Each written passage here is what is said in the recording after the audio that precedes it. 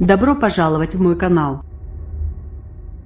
Pour ses premiers vœux en tant que président, Emmanuel Macron a dit dimanche vouloir faire vivre la Renaissance française en maintenant en 2018 le cap des réformes et en s'appuyant sur le couple franco-allemand.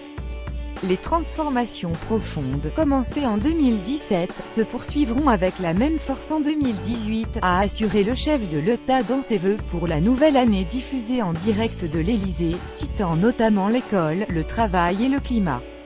Je sais que plusieurs d'entre vous ne partagent pas la politique du gouvernement, je les respecte et je les écouterai toujours. Mais pour autant je n'arrêterai pas d'agir, a assuré Emmanuel Macron, en costume et cravate sombre, assis derrière l'un de ses bureaux, avec derrière lui les drapeaux français et européens.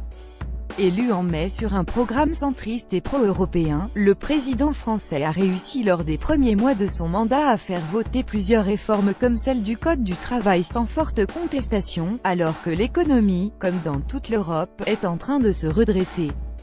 Les réformes se poursuivront avec la même force, le même rythme, la même intensité pour l'année 2018, a insisté Emmanuel Macron dont la popularité dans les sondages est en hausse après une nette chute cet été. Évoquant l'école, il faut également, selon lui, miser sur le travail, au cœur de notre société car c'est par le travail que notre nation sera plus forte. Emmanuel Macron a par ailleurs réclamé le soutien des citoyens européens, pour dessiner un grand projet pour l'Europe, en s'adressant directement à eux. Mes chers concitoyens européens, 2018 est une année toute particulière et j'aurai besoin cette année de vous, a-t-il lancé, appelant à ne céder ni aux nationalistes, ni aux sceptiques.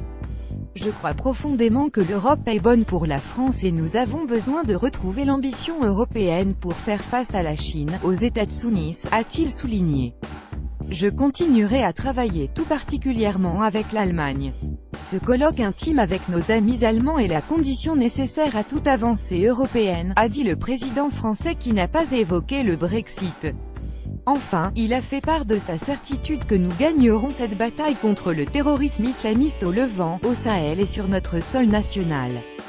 Newsletter Info. Recevez chaque matin l'essentiel de l'actualité. Aucun ne plus affiché multiplié.